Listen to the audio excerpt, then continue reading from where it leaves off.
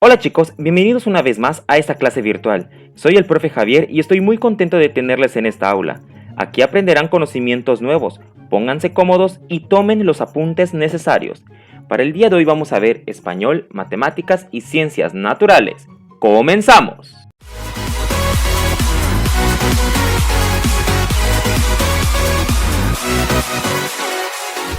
Para la clase de español vamos a ver un tema muy interesante, el relato histórico. Antes de comenzar, ponle pausa a este video y ve por tu libro de español. Ábrelo en la página 86 hasta llegar a la 93. Una vez que lo tengas, ahora sí vamos a continuar con esta explicación.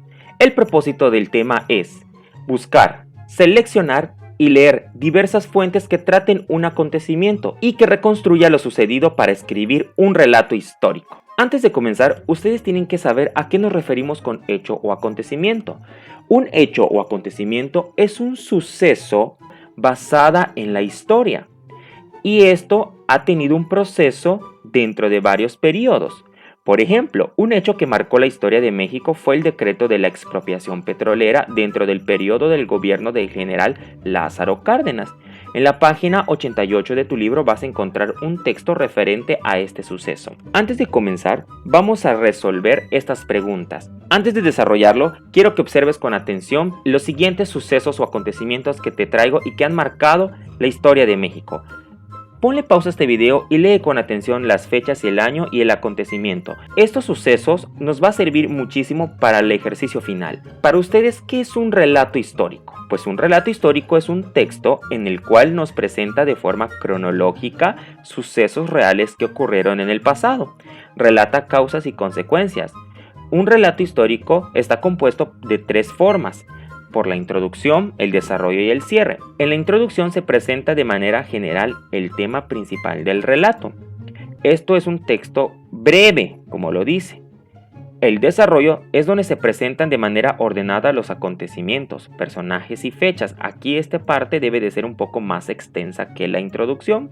Y el cierre es donde se indican las consecuencias y la solución del conflicto. Y debe de ser un poco más corto que el desarrollo. Ahora bien, ustedes ya saben en estos momentos en qué consiste un relato histórico. Es importante que ustedes sepan que el relato histórico contiene principales características.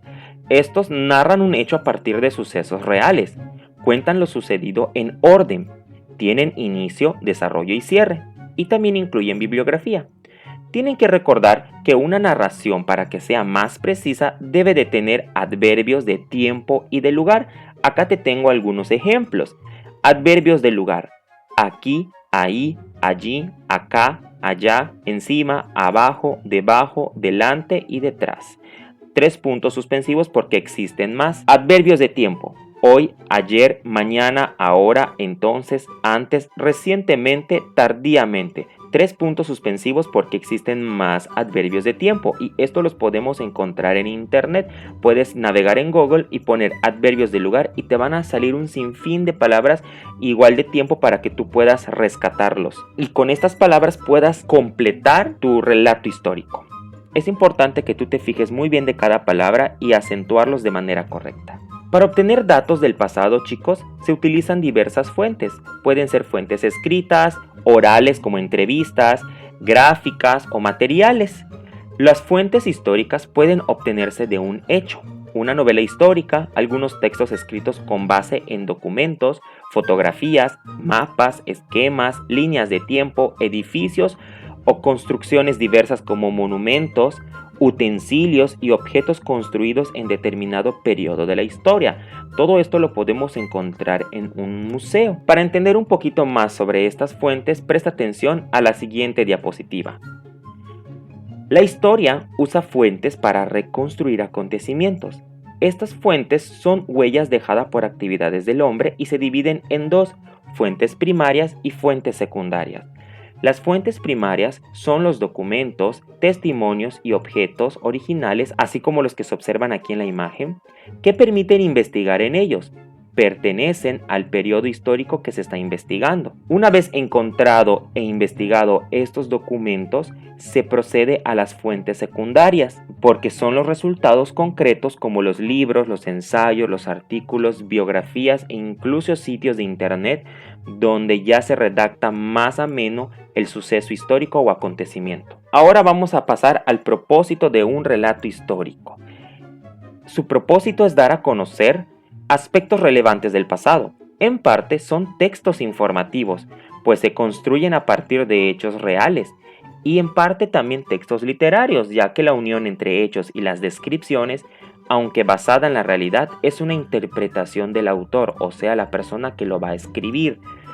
Este tipo de narración generalmente se redacta en los tiempos pasados simples, pretérito imperfecto y compuestos. A continuación te voy a presentar una tabla que te permitirá visualizar las conjugaciones que puedes utilizar en un relato histórico.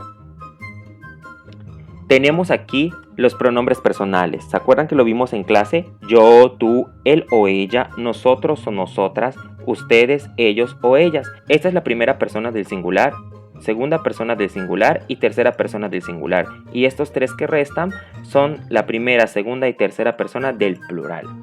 Ahora, vamos a utilizar el verbo presentar. Y lo vamos a conjugar primero en el pretérito perfecto simple, o sea, en el pasado. Yo presenté, tú presentaste, él o ella presentó, nosotros o nosotras presentamos, ustedes presentaron y ellos o ellas presentaron. La primera persona del singular y la tercera persona del singular, estos dos verbos se acentúan en la última vocal. Ojo. Ahora, el mismo verbo presentar vamos a conjugarlo en el pretérito imperfecto, o sea, en el pasado imperfecto. Son los que terminan en aba. Por ejemplo, yo presentaba, tú presentabas, él o ella presentaba, nosotros o nosotras presentábamos, ustedes presentaban, ellos o ellas presentaban. Y por último, el pretérito perfecto compuesto, o sea, el pasado perfecto compuesto. Se le llama compuesto porque se necesita de otro verbo, en este caso el verbo hacer. Yo he presentado, tú has presentado, él o ella ha presentado, nosotros o nosotras hemos presentado, ustedes han presentado, ellos o ellas han presentado. Puedes ponerle pausa a este video y retrocederlo para que pueda quedar un poco más entendido este proceso de la conjugación de los verbos. Ahora sí, vamos a pasar al ejercicio final, mi relato histórico. Vamos a considerar los siguientes aspectos para redactar nuestro relato histórico. Vamos a elegir el hecho o el acontecimiento. Retrocede este video con los hechos o acontecimientos que te presenté al inicio de la clase y vas a seleccionar uno, excepto la expropiación petrolera. Ahorita vas a ver por qué. Definir lo que se quiere saber y qué es lo que se quiere narrar en él. Vamos a delimitar el tiempo, plantear preguntas que nos guíen la búsqueda de la información. Estas preguntas pueden ser las siguientes. ¿Qué hecho ocurrió? ¿Cuándo ocurrió? ¿Dónde ocurrió? ¿Quiénes participaron? ¿Por qué ocurrió? ¿Y qué consecuencias trajo? Estas preguntas nos van a servir de guía para poder redactar nuestro relato histórico en forma de prosa. Establecer en qué orden se quieren narrar los acontecimientos, o sea, que haya inicio, desarrollo y cierre. También ya te expliqué sobre lo que contiene cada uno de estos aspectos y por ende escribir nuestro borrador. Y es de ahí cómo nuestro borrador se va a construir en una cuartilla, o sea, una hoja completa de tu cuaderno. No quiero que haya ningún espacio, todo tiene que ser en prosa y tienes que ocupar todo el espacio de tu cuaderno. Es muy importante que tú respetes los signos de ortografía, los signos de puntuación, que lo hagas con lapicero, el rojo para resaltar cada uno de estos aspectos, las mayúsculas y con letra legible. Recuerda, no es copiar la investigación, es interpretarlo con tus palabras para que tú puedas hacer tu propio relato histórico, utilizando los adverbios de tiempo, de lugar, el inicio, el desarrollo y el cierre, así como también poder conjugar correctamente los verbos. Antes de finalizar, quiero que vayas a la página 88 de tu libro y leer el texto del 18 de marzo, decreto de la expropiación petrolera. Esta persona tuvo que investigar en internet sobre este hecho o acontecimiento y con sus palabras pudo redactar este relato histórico. Observa con atención todo este proceso escrito para que tú puedas realizar el tuyo. Repito, el tema de la expropiación petrolera ya no va a ser válido porque ya lo tenemos en el libro. Tienes que escoger otro tema. Ahora sí, Esto ha sido todo por el día de hoy. Espero que tengan mucho éxito con su actividad. Vamos a pasar ahora con la asignatura de Matemáticas. Para la clase de hoy vamos a ver el tema ¿Quién es el más alto? El propósito es resuelve problemas que implican comparar fracciones y decimales. Para ello vamos a buscar nuestro libro en la página 72 y presta mucha atención a la siguiente explicación. Espero que sea de mucha utilidad. Toma las anotaciones necesarias así como las operaciones en tu dibujo y una vez que tengas la explicación ponle pausa al video para la realización de tu ejercicio y cuando lo tengas listo quítale la pausa para comprobar sus respuestas. Espero que tengas mucho éxito con esa actividad y presta mucha atención. Buen día. El día de hoy vamos a resolver el desafío 35 del libro de Desafíos Matemáticos de sexto grado, titulado ¿Quién es el más alto? En equipos, analicen la siguiente situación y contesten lo que se pide. A los alumnos de un grupo de sexto grado se les solicitó la medida de su estatura. Los únicos que la sabían la registraron de la siguiente manera.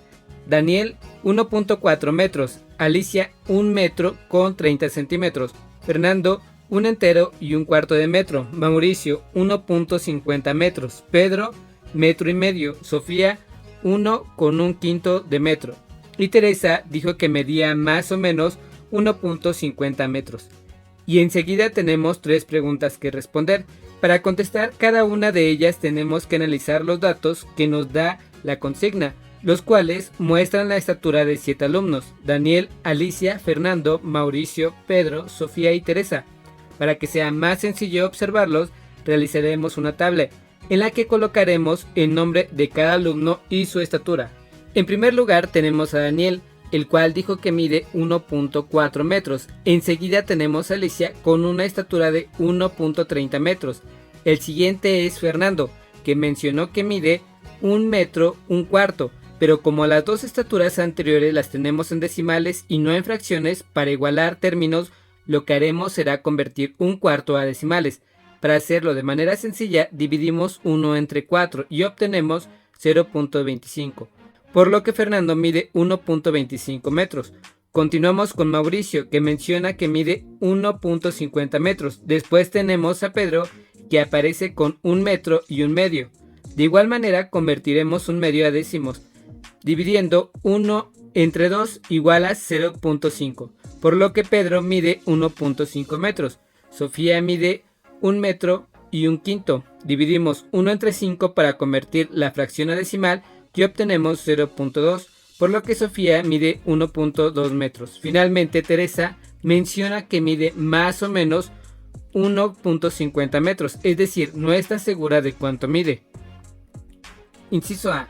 ¿Quién es el más bajo de estatura?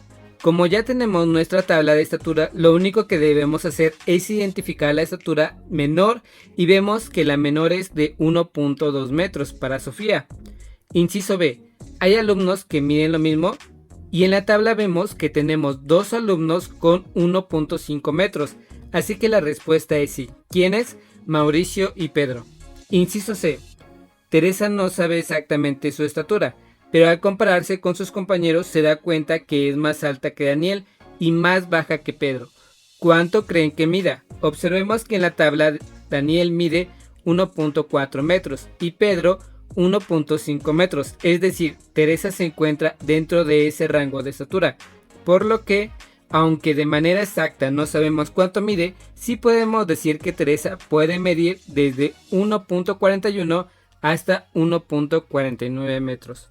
Y listo, terminamos. Llegó el momento de pasar a la asignatura de Ciencias Naturales. El día de hoy vamos a ver el siguiente tema que está muy interesante. ¿Cómo transformamos la naturaleza? El propósito es, conocerás las propiedades de los materiales y el uso que se les da para satisfacer diversas necesidades, así como también el impacto del uso del papel y del plástico, su reducción, el reuso y el reciclado de los materiales. En la República Mexicana, niños, se genera cerca de 42 millones de toneladas de residuos, o sea, materiales de desechos, al año. Nuestro país se ubica en el 5º lugar de los más que producen en el mundo, o sea, de desechos naturales. Esto quiere decir que por cada mexicano, desde el recién nacido hasta el mayor de edad, se producen 320 kilogramos de residuos como promedio al año.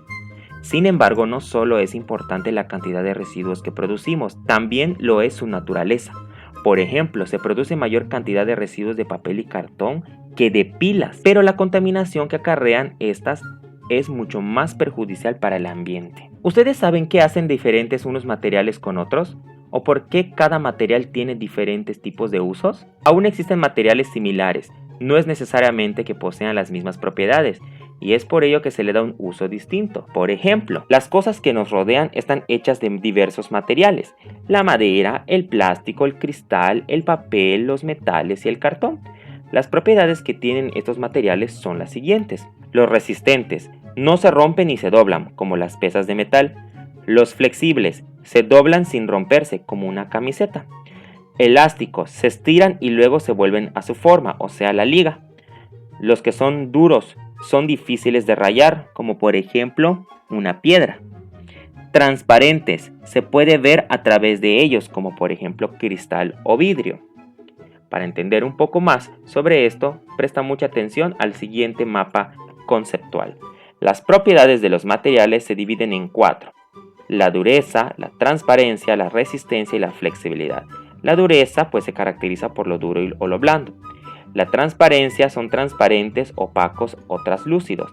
La resistencia son frágiles, tenaces, o sea que no se rompen con facilidad. Y la flexibilidad es que son flexibles, son rígidos y elásticos. Reducción, reuso y reciclado. Algunos materiales que utilizamos en nuestra vida cotidiana son el plástico y el papel, así que una vez que lo usamos, lo correcto es tratar de reusar o separarlos adecuadamente para su reciclaje. ¿Cuáles de los materiales que usas cotidianamente reutilizas allá en casita? Ponle pausa a este video y platícalo con papá o mamá o con algún familiar tuyo para poder resolver esta pregunta. Como dato interesante, uno de los materiales que más se utilizan cotidianamente es el papel. ¿Alguna vez te has preguntado cuánto cuesta hacerlo? Pues prepárate para enterarte, porque para elaborar 1 tonelada de papel es necesario talar 17 árboles maduros, utilizar 52.000 litros de agua y consumir 12.300 kilowatts por hora, o sea de energía eléctrica. Un pino requiere de 50 años para su desarrollo y con 12.300 kilowatts por hora podrían permanecer encendidos 950 televisores durante 1 hora. Aquí está una foto sobre la tala de árboles para fabricar el papel. O sea, el recurso primario para hacer un papel son los árboles. Son estos que nos dan oxígeno y si se están talando muchos árboles nos vamos a quedar sin oxígeno y muy pronto, dentro de unos años más, nos vamos a quedar sin seres humanos. El proceso de elaboración del papel proviene de los árboles, con la tala de los troncos, de allá descortezado, o sea pelarlos, luego virutado, de allá pasamos a la pasta celulosa, de ahí papel a partir de pasta y por último bocinas de papel. Esto es papel, no son troncos. Por eso es importante que cuando tengas una libreta o un libro los cuides y les puedas dar un reuso para el bien de la naturaleza. Y no solamente es tirarlo a la basura para ser un contaminante más. El costo de producir materiales como el papel es alto. Por ello, en las últimas décadas se han promovido cada vez más las prácticas de reuso, del reciclado y la reducción. El reuso consiste en volver a usar un recurso determinado en la misma función para la que fue elaborado o en otra diferente. Aquí puedes ver algunos ejemplos de cómo estamos reusando las botellas de plástico. El reciclado es un proceso industrial en el cual se participa la población al separar cada uno de los diferentes materiales para que una industria específica les dé un tratamiento con el fin de elaborar productos nuevos. Aquí están las clasificaciones de la basura: los metales, los plásticos, el vidrio, el papel y cartón. Ahora bien, con lo que respecta a la reducción, se refiere a utilizar la cantidad mínima indispensable de recursos necesarios en acciones que van desde las cotidianas hasta las industriales. Lo ideal es buscar una alternativa que afecte lo menos posible al ambiente. Ponle pausa a este video y lee con atención cada una de la información que tiene aquí adentro de cada imagen. Ahora pasamos con la degradación de la basura inorgánica. La degradación es un proceso natural en la que los materiales se van reintegrando a la naturaleza debido a la acción de algunos factores como la temperatura, la humedad y ciertos microorganismos. Este proceso tiene una duración diferente por cada tipo de material y va desde pocos días para residuos como los de la jardinería o papel hasta 4.000 años en el caso de una botella de vidrio. Nuestro planeta sufre un deterioro causado por diferentes motivos, entre los cuales ocupa un lugar prominente en el desecho de materiales que son arrojados al suelo, a los ríos, al drenaje, al aire o al mar. Esto provoca una gran contaminación y además de un aspecto desagradable del lugar donde se vive, así como en las calles, carreteras o playas. Para separar los residuos de manera correcta es necesario comprender que se clasifican en dos tipos: los residuos orgánicos e inorgánicos. Los orgánicos son de origen animal o vegetal, por ejemplo las cáscaras de frutas, verduras, cascarones de huevo, desperdicios de comida, servilletas de papel usadas, restos de café, bolsitas de té, pasto, hojas, ramas, flores, etc. Y los inorgánicos, por el contrario, incluyen objetos hechos de materiales como plástico, bolsas, empaques y envases, vidrio, papel, cartón y metales, así como aparatos eléctricos, bolígrafos, productos de cerámica, textiles y utensilios de cocina. Algunos de los residuos sólidos deben separarse de manera independiente, por ejemplo, los residuos sanitarios. Estos son el papel higiénico, pañuelos faciales, algodón y pañales usados que deben colocarse en una bolsa de plástico amarrada y entregarla al barrendero o al camión recolector de basura. Tenemos los residuos especiales que se componen por pilas, focos, aparatos electrónicos como radios, teléfonos y envases de pegamento, aceite de motor, aerosoles, cosméticos, tintes y fijadores para el cabello. También deben separarse en una bolsa de plástico amarrada. Y por último, otros residuos orgánicos como por ejemplo las excretas de los perros domésticos que deben colocarse en una bolsa de plástico aparte. La mayoría de los residuos inorgánicos se reciclan si se encuentran libres de materia orgánica. Los materiales que arrojamos al medio ambiente tardan muchos años en degradarse. Es por ello que para disminuir la generación de materiales contaminantes es importante llevar a cabo acciones como las siguientes: reducir el consumo de algunos productos que afectan al ambiente, consumir productos sin empaquetar, reutilizar las bolsas y los sobres, así como los envases que están en buenas condiciones todas las veces que sea posible, reparar los residuos antes de desecharlos. Todo esto se va a llevar con base en la práctica, empezando desde casa, en el colegio y sobre todo enseñando a las nuevas generaciones o a los niños más chicos que ustedes. Así se va a lograr un pequeño cambio en el mundo. Y para finalizar la clase vamos a realizar el siguiente ejercicio interactivo. Van a entrar al siguiente enlace, van a contestar este ejercicio interactivo, le dan por terminado, comprobar mis respuestas y una vez que tengan la calificación, tómenle captura y me lo mandan a mi número personal. Y esto ha sido todo por el día de hoy, chicos. Espero que les haya gustado mucho la clase de ciencias naturales. Antes de irnos, recuerda que no es necesario aprenderse todo de memoria, simplemente saber que ese conocimiento existe. Deja que la práctica construya tus propias ideas. Muchísimas gracias por la atención prestada. Recuerda, soy el profe Javier y nos vemos hasta un nuevo video. ¡Chao!